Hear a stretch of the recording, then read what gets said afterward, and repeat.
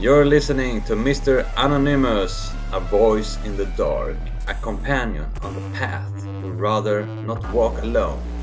This is chapter 2. Take a deep breath, let the night close in around you, and follow me to the place where silence carries more than you want to know. Chapter 2. The Watch Post. Jan stood by the gate to the old medieval watch post, a colossus of stone that rose towards the sky like a wound in the landscape. The wall bore traces of centuries of cold rain and forgotten screams. Beside him, Wilma began to grow softly, a deep, trembling sound that vibrated through the ground. Her fur stood straight up. She sensed something he could not yet see. An icy whisper swept through the air. The wind grabbed the heavy gate and opened it slowly, as if someone or something wanted to invite him in. Jens felt chills crawl along his spine, but his decision was unshakable. He would continue. He would find Anna. When he took the first steps into the darkness, he heard it. A whisper, weak, cracked. Jens, Jens, save me. It was Anna's voice, but it sounded distant, as if it came from a dream he could not longer wake from. As if she was calling from a place between life and death. Then the sound faded. Just as quickly as it had come, Wilma stopped growling. The silence became total. The watch post was enormous on the inside. Shadows moved along the walls as if they lived their own lives. Several doors led deeper into the tower, and on each door a name was carved. Old names, new names, names that testified to people who had lived here or still lived here. Jens knocked hard on the door that led into the living quarters. 3 heavy blows echoed through the tower, as if the stone themselves answered. After a moment, a voice was heard, rough and old. I'm coming! You don't have to bang so damn hard! The door opened, and an old man stood here, crooked and pale, but with his eyes that had seen more than they should. Jens was surprised. Someone lived here. He asked the man if he had seen anything suspicious lately. The old man shook his head. No, not that I know of, but the weather, the wind, it has changed. I've never heard wolves howl like this before. And the other day my tools disappeared. My car too, just gone, as if the ground swallowed them. He explained that he lived here with his family in the old days. They had guarded the castle from intruders. Now they survived by growing their own food and taking odd jobs in the town a few miles away.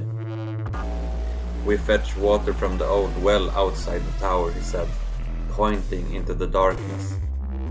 Suddenly, a young woman came out behind him. She was pale as kalk, her eyes large and filled with terror, as if she had seen something no human should see. Jens shivered. He asked how she was and what her name was. She answered in a low voice. Grandfather's name is Gösta.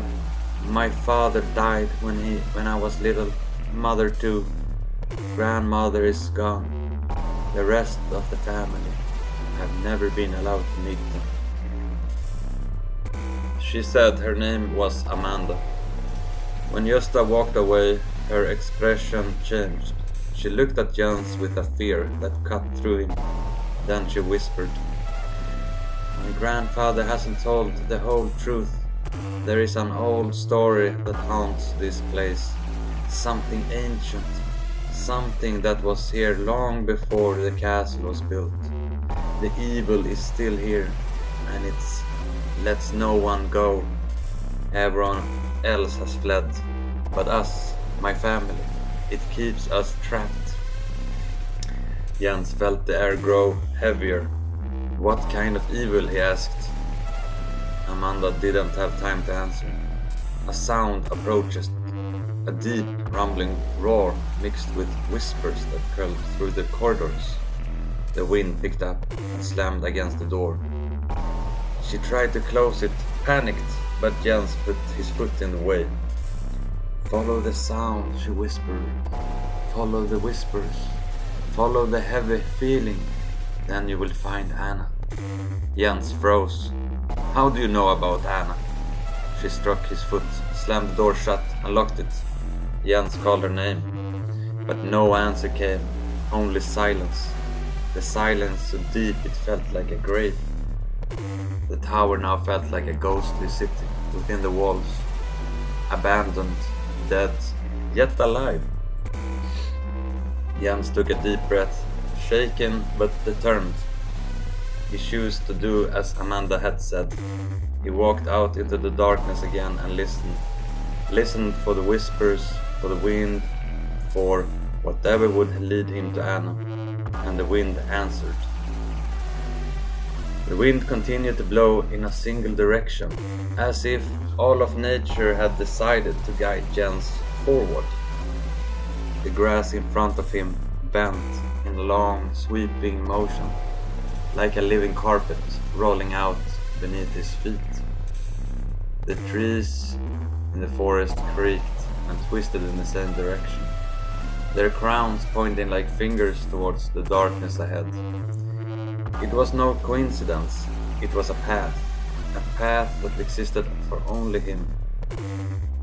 Wilma pressed closer to his leg and began to whine, a weak, trembling sound that revealed her worry. Her body was tense like a bowstring. "There's no danger, Wilma," Jens said softly and stroked her head. "You're with me. I won't let anything happen to you. Are you thirsty?" She didn't answer, but her gaze fell towards the well farther away. The old medieval well stood like a monument to a time when people believed darkness had a will. It was built of rough stones, covered in moss and centuries of moisture. The wooden beams holding the crank were cracked, and the iron parts were rusty like old blood. Jens walked up and grabbed the crank. It was cold, almost icy, as if someone had just held it. When he began to turn it, a long, creaking sound echoed, as if the well protested, being awakened. The bucket of wood and steel sank slowly into the darkness, and each rotation of the crank sounded like a lamenting breath from a dead world. He leaned over the edge with the flashlight. The light reached only the damp stone walls that disappeared down into a black hole without end. It was like looking down into a throat that belonged to something alive. He continued turning the crank, meter after meter, until a dull splash echoed up from the depths. The bucket had reached the water. When he began to fill it up again, he immediately felt that something was wrong. The rope became heavy, unusually heavy, as if someone was holding onto the bucket down there, as if something did not want to let go. Wilma began to growl again, this time deep and threatening. Her fur stood straight up. Jens pointed the flashlight at the rope and followed it with his eyes. When the bucket came up over the edge, he saw it. Something was stuck on the edge of the bucket. A shadow, a shape, a body that should not be there. It was small, hunched like a child, but not quite. It lacked contours, as if it was made of smoke and darkness. Suddenly, it moved, fast, unnaturally fast. It let go and threw itself back down into the well with a violent splash. Jens jerked, lost his grip, and the bucket fell back into the darkness. The rope tore off from the beam with a sharp snap. "Damn!" he shouted, and Wilma barked loudly, frightened by the sound. He stood there for a moment, out of breath, his heart pounding hard against his chest. The rain came just as suddenly as the shadow has disappeared. A heavy, icy downpour crashed over them. The weather had turned in a second, as if the sky itself reacted to what had just happened. Wilma began to drink from a puddle that had formed at his feet. Jens smiled faintly, still shaken. "Luck in misfortune," he muttered. But when he looked up towards the forest again, he felt it. Something was waiting in there, something that wanted him to continue. The rain slowly subsided, and the forest in front of him grew denser, darker, and almost impenetrable. But the wind continued to blow in the same direction, like a cold hand grabbing his shoulder and pulling him forward. Jens took a deep breath, patted Wilma on the head, and began to walk into the forest, into the darkness, into what was waiting for him and for Anne. He looks around, sees the watch post a kilometer further down along the mountain. Where he stands now, he sees a mountain range, with trees after tree bending and creaking, branches falling here and there in the forest. The wind is strong, a little too strong, almost as if it is trying to tear the map out of his hands. Jens sits down on the ground and places 4 heavy stones on the edges of the large map. Now he can finally read it. The path lights up on the map, almost like a compass or an arrow guiding him. In the distance, he sees the top of the castle, still several kilometers away, but the map mentions that he must walk through the unnatural forest. Jens laughs. That was probably the dumbest thing I had ever seen on a map. Who believes in such things? He folds the map and puts it in his pants pocket. He grabs his flashlight and calls for Wilma to come. She barks back as a sign that she hadn't understood. Jens mutters to himself, "The unnatural forest, ha ha ha, I wonder what I'll meet there." He walks past something that looks like gravestones. They are very old, covered in thick cobwebs and ancient moss. He walks up to them and tries to see if there is a name. He brushes away the effects of the years and the name appears. A symbol too, a star with a ring around it. Underneath stands the name Luca de Fon. Funny, he thinks, it sounds like an American name. He must have come here a long time ago. Jens begins walking around the graveyard in the middle of the forest. The fog thick and checks for more gravestones. The names are erased, as if someone scratched them away. Who would do something like that? Suddenly, he feels a strong presence. Something heavy and evil. A shadow moves among the trees, bending branches, making them crack. The sounds are frightening. He grabs the flashlight and shines it in all directions, but sees only emptiness. A forest that is pitch black, as if life drained out of him when he tries to understand what is happening. Then he hears a whisper. Only the chosen one can pass the gate and save what is to be found. But to find what is found, you must first find yourself. Jens gets chills. The whispers fade like a storm that came and went. The rain intensifies. The fog thickens. He cannot even see a meter in front of him. He calls for Wilma, hears her whine farther away. He stretches out his hand and gropes into the darkness. And when the forest changes, the wind dies, the sound dies, everything stands still. The ground beneath him vibrates faintly, as if something deep under the earth is waking up. The fog coils around him like living beings.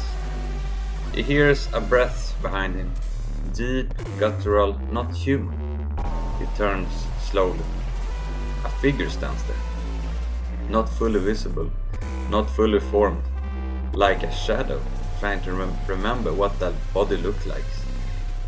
The eyes are black, deeper than the night.